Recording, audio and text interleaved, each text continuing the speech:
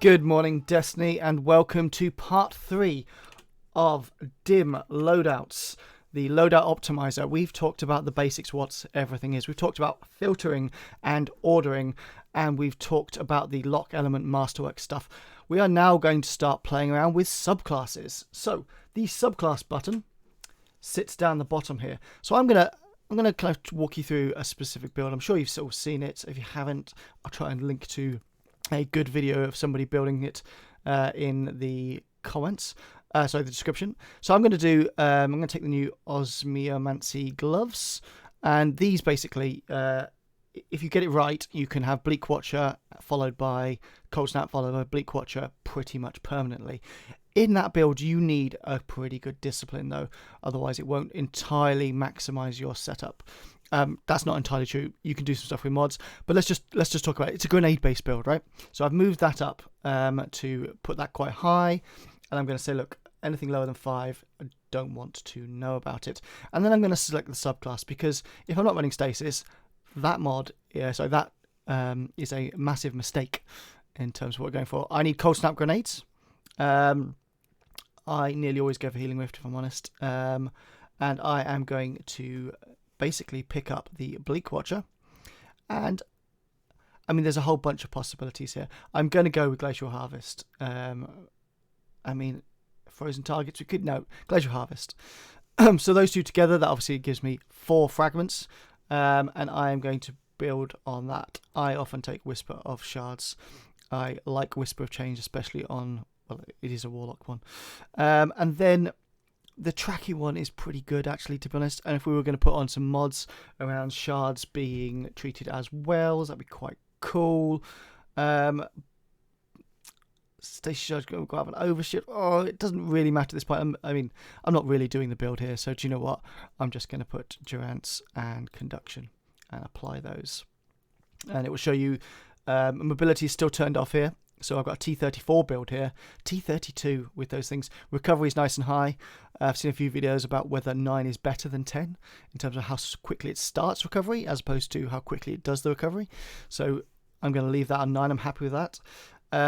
Discipline 6, this all seems pretty good. I mean, this is not a bad build, to be honest. You can see it's been modified, but I'm going to put in some mods. I'm actually going to jump down to the charged with elemental mods, and I'm going to put on elemental shards.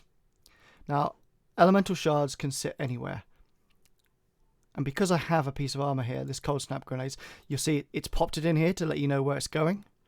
That's important, because if I put in another piece, in fact, why not? Let's do it. I'm going to add another stasis based mod. Final Blows creates an orb of power. Super cooldown. No, let's just take Stasis Siphon for now. Okay, so you'll see there, at this point, it is impossible for this build to work unless I move another piece of armor to Stasis. And because I have ticked up here that I am not locking the element, it will move it across. If I click Locked Element, you'll see it picks out this random helmet, which I'm basically only keeping so that I can make something else 1559. If you don't lock the elements, it suggests moving it. And don't forget, as of this season, it is quite cheap to move a masterwork piece of armor between the various types. So we're starting to get our build here. This is starting to look quite good. Looking at these numbers, I am probably going to up discipline and resilience here. So I will take a resilience, 2 of those, and 2 of those. Shows you where you're going to put those. Obviously, at some point, you may actually be unable to put those ones in. You need some spaces on your arms to make sure that you can fit the champion mods, assuming you're doing GMs. I'm nearly always building with GMs in mind, if I'm honest. So this is looking pretty good. 9888. It's not triple tens, and you know what? I'm okay with that. It's fine. So I'm starting to get my build there. You should have an idea of what I'm looking at. And you know what? I think that will probably do for today. We put the mods in. We've worked out where they are. We've worked out I might need to change this armor, this helmet. So I'm not sure. I'm probably not going to do that. So maybe I should need to have a look at some different ones. So I can actually exclude that item by dragging it down to there. And then it brings this piece of helmet up. And again, it's switching. Yeah, maybe not. Lots of things to think about. And when you're building these loadouts, these are all the choices. If you were in game, you would probably not even see. You wouldn't be considering. You would just pick your highest armor, at which point you certainly wouldn't be maxed up at exactly 9. You'd be wasting stats. And that's why it's good to build these things inside a loadout optimizer like this one from Dim.